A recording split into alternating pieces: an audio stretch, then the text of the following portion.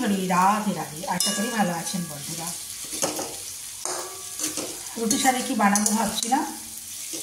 সবজি বাজার করে নিয়ে এসেছিলাম, আলু কেটে নিয়েছিলাম, তার সাথে বিনস, টমেটো, ক্যাপসিকাম, কাঁচা লঙ্কা এগুলো কেটে নিয়েছিলাম। ধনেপাতাটাও ভালো করে বেছে নিয়ে জলে ধুয়ে কেটে নিয়েছিলাম এবং সব সবজিগুলো ভালো করে জলে ধুয়ে জল ঝরিয়ে রেখেছিলাম।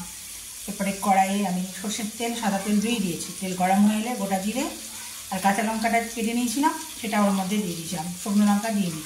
তারপর তো নুন, হলুদ, চিনি সবই দিয়েছি ঠিকঠাক। আমি আন্দাজেই দিই, মোটামুটি ঠিকঠাকই হয়। কৃষ্ণ কৃষ্ণ বলে আমি রাধারে পেলাম, আমি রাধারে পেলাম। রাধা রাধা বলে আমি কৃষ্ণরে পেলাম।